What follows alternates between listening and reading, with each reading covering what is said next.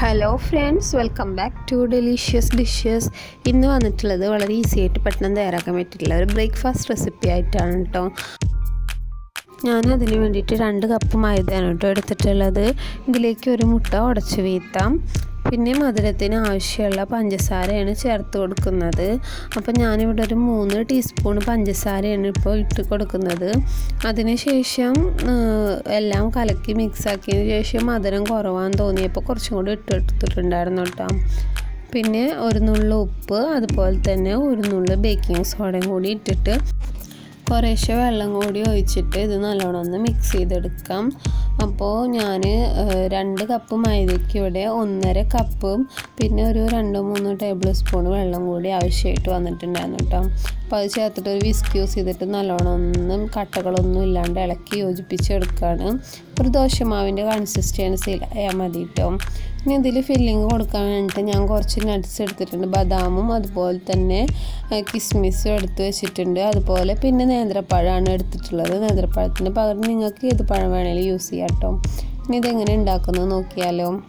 ചൂടായ പാനിലേക്ക് ഞാൻ 2 തവി ഈ മിക്സ് ഇപ്പോൾ ഒഴിച്ച് കൊടുക്കുന്നുണ്ട് കേട്ടോ. നല്ലോണം പരത്തൊന്നും വേണ്ട, ജസ്റ്റ് ഒന്ന് തവി യൂസ് ചെയ്തിട്ട് ഒന്ന് പരത്തി കൊടുത്താൽ മതി കേട്ടോ.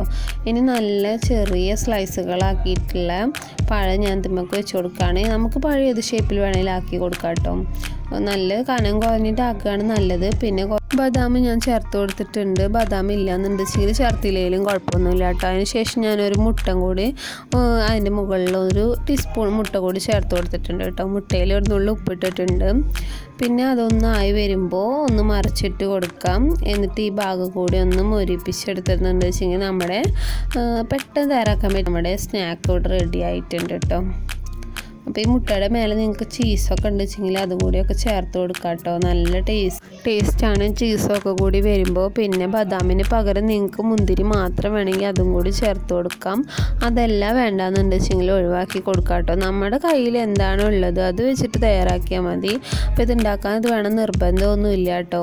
അപ്പോൾ നമ്മുടെ സ്നാക്ക് ഇവിടെ റെഡി ആയിട്ടുണ്ട്. രാവിലെയോ വൈകുന്നേരമോ അങ്ങനെ എപ്പോൾ വേണമെങ്കിലും നമുക്ക് പെട്ടെന്ന് തയ്യാറാക്കാൻ പറ്റില്ല. നല്ല ടേസ്റ്റി ആയിട്ടുള്ള റെസിപ്പി തന്നെയാണ് കേട്ടോ.